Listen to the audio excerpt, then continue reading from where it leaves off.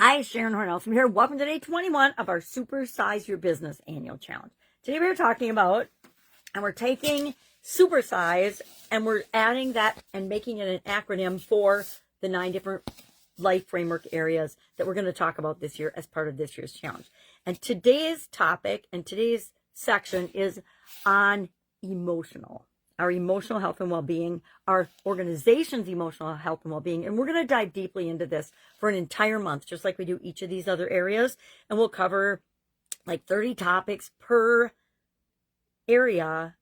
Some months 31, some 30, some 28, or 29, depending on if it's a leap year. Whatever hits in February is the one that gets kind of shortchanged by a couple of days. But I just have to be a little more creative then. Excuse me. So emotional health and well-being. And I can hear the wheels grinding in your head and you're saying, what are you talking about, Sharon? I am not, and we are not an emotional organization. Our business is straight-laced, standards, process-driven, completely objective and rational. Really? That's what I say about myself. And everybody who actually knows me personally really, really well looks at me and says, everything you are feeling and thinking shows immediately on your face. It's why I only like doing face-to-face interactions and calls. It's, especially in the area of consulting and coaching. I want you to know when you say something outrageous, it's going to register on my face at least for a split second before I form a response or ask a question to get you to see how ridiculous what you just said is, if that makes sense. So we are all, as much as we think we are, and some people are more objective and rational than others, but that's a choice and an emotion too, right? Everything's energy, and emotions are energy too. So the emotions that we feel the most often are having an incredibly large impact on our life and our business, whether we believe it or not, right? It's based on foundational universal laws of how things actually work, not how we wish they worked or how we think they should work. Because I don't know about you, but none of us is the grand creator or scheme runner of things. And we don't have control over everything. So we can either understand that, yes, we are emotional beings and choose to manage and lead with certain emotions and deter and refer to certain emotions, or we can just let our emotions run amok and whatever happens, happens, because that's what happens for the vast majority of people on this planet. And you know what? For about, I want to say 5 decades of my life, that's how I was too. I didn't even really realize or know how emotional I was and how much my emotions, primarily fear of change, fear of being seen, fear of standing out. Now, I laugh at this, that I actually am in a group that we are working through a lot of past stuff, right? Because we all have it. We're all human. We all have it. We all have stuff that we're still hanging on to from when we were 7 or 3, or that we don't even know that ever impacted us, that wasn't even our thoughts, feelings, or beliefs. Anyway, it was one of our parents' fear of being seen, whatever, or fear of money, or fear of anything, right? Anything we're afraid of. We're born with a couple of fears, right? We're born with a fear of loud noises, and we're born with a fear of falling.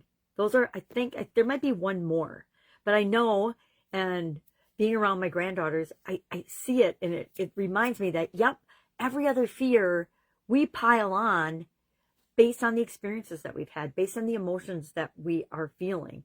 And that's how powerful our emotions are, and why we spend a whole month diving deep into our emotional health and well-being and how that impacts us in our ability to grow and build and supersize our business. So what are we going to do for an action item today? All we're going to do is pay attention to our emotions with respect to our business today, ours and other people's. Do we have a lot of conversations around the competition? Are we actually worried, doubtful, fearful, resentful, jealous of our competition? Now, I get excited when I have competition in any area, because I know that means there's plenty of people that need to be served in that area. Topic for another day. So that's what we're doing. Pay attention to your emotions. What emotions are you feeling the most often? Is that serving you in your business, or is that not serving you in your business? I'll give you an example. In my Italian food manufacturing business, which was my longest running business, was frustrated freaking every single day. Every single day I was frustrated and upset about something. And not just once a day, almost the entire day. So guess what? Everything just kept happening to frustrate me more. And one day I realized, oh my God, I am creating all of this trauma and drama and stress for myself. Nobody else is frustrated. Everybody else is happy and going about their business. So it was all me. And then I thought deeply about it. And I think I learned this probably from, I don't know who I learned it from. Maybe Tony Robbins and NLP or something. I don't remember. But I started asking myself questions about it. And then I went all the way back and said, well, what does it take for me to get frustrated? This was a Tony Robbins process. What does it take for me to feel frustrated? And it was absolutely nothing. My definition of frustration was if something isn't going exactly like I expect it to, I get frustrated. How ridiculous is that? No wonder I was frustrated all the time. So what I did is I changed my definition of what it takes for me to get frustrated now. Now, it worked for several decades until I was around my granddaughters a lot. And I found myself behaving in ways I didn't like. I was raising my voice. I was saying things to them over and over and over and over and over and over and over again. And we don't like that as adults. So do you think we like it as children? No. Do we think it gets us a result? No. It just raises the level of our frustration. And I realized that I was, and somehow I'd slipped to, if I asked or said something 3 times and I didn't get a response, I would be frustrated. I'm like, well, there you go. That's the most ridiculous definition of frustration on the planet. Now, I'm sure there are worse, but the one where when things weren't going my way was so powerful that it was easy to change this one.